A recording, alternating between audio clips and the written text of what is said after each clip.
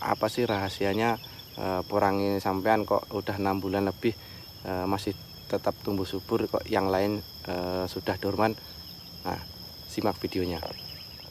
Oke sobat porang, assalamualaikum warahmatullahi wabarakatuh. Salam sukses petani porang dimanapun berada. Semoga selalu dalam lindungan Allah Subhanahu wa Ta'ala dan diberikan kemudahan, kelancaran, rezeki, sehat selalu, amin. Semoga diberikan kemudahan dalam menjalankan ibadah puasa, amin. Ohayo gozaimasu, selamat pagi. Oke sobat porang, hari ini saya ada di kebun saya lagi kawan. Ini yang katak super kawan ya. Jadi ini sudah hampir 6 bulan ini kawan. Jadi saya menjawab pertanyaan sobat porang, Mas, apa sih rahasianya porang ini sampean kok udah 6 bulan lebih masih tetap tumbuh subur, kok yang lain sudah dorman. Nah, simak videonya. Jadi gini kawan, saya ndak ada rahasia dan juga nggak merasa bisa, nggak merasa pintar, tetapi ayo kita saling berbagi, saling tukar pengalaman. Semoga video saya bisa bermanfaat buat sobat porang, khususnya buat pemula ya. Jadi cara saya tanam porang ini kawan, dari awal sampai saat ini ya. Jadi yang pertama, yang jelas saya cari bibit yang berkualitas. Itu sudah jadi nomor satu ya. Kalau sudah cari bibit yang berkualitas, yang benar-benar dorman, soalnya ini dari katak super kawan ya. Jadi semua ini dari katak super ya. Kan terlihat masih hijau semua kawan ya. Nah, sampai sana. Ini yang tunas pertama sudah tak ambilin kataknya. Nah, tunas yang kedua sudah baru mulai roboh, belum tak ambilin kataknya. Jadi yang tak ambilin kataknya baru yang tunas pertama. Nah, tunas kedua baru mulai roboh. Nah, tak lanjutin lagi kawan ya. Nah, yang pertama kita cari bibit yang berkualitas. Setelah dapat bibit yang berkualitas, saya fermentasi kohe kambing. Jadi wajib kawan ya. Jadi kalau nanti kohe kambingnya atau kohe sapi tidak difermentasi, itu akan mengakibatkan jamur kawan. Jadi fermentasi sangat-sangat wajib.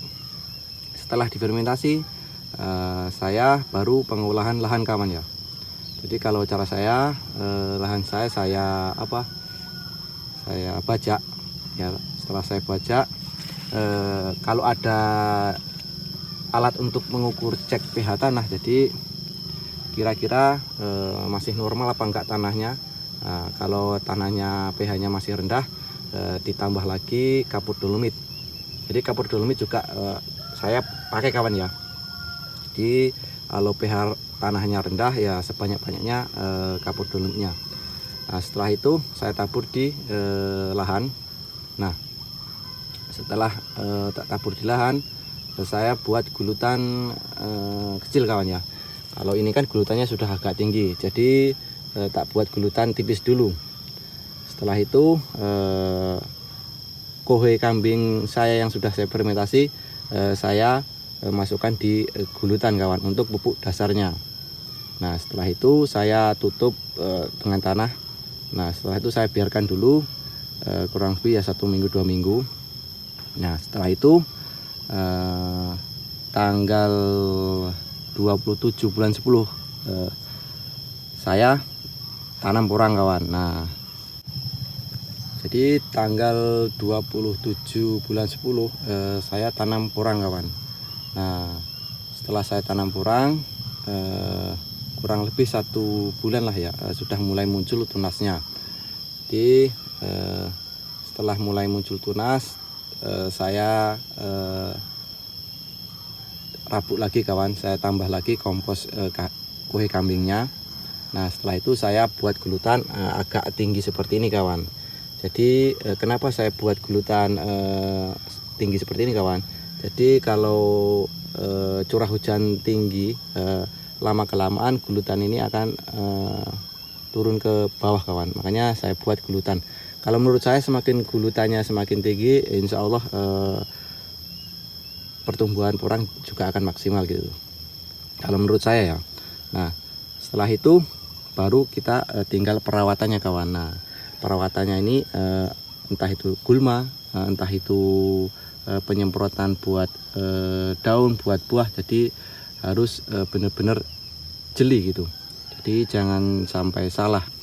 Nah setelah itu mau dipupuk lagi pakai pupuk lanjutan, monggo terserah. Kalau enggak pun juga monggo terserah. Jadi gitu. Kalau mau pupuk lanjutan, mau pupuk organik, apa pupuk organik cair itu juga terserah monggo. Semakin banyak pupuknya ya insya Allah semakin pertumbuhannya bagus. Tetapi kalau saya seperti itu kawan.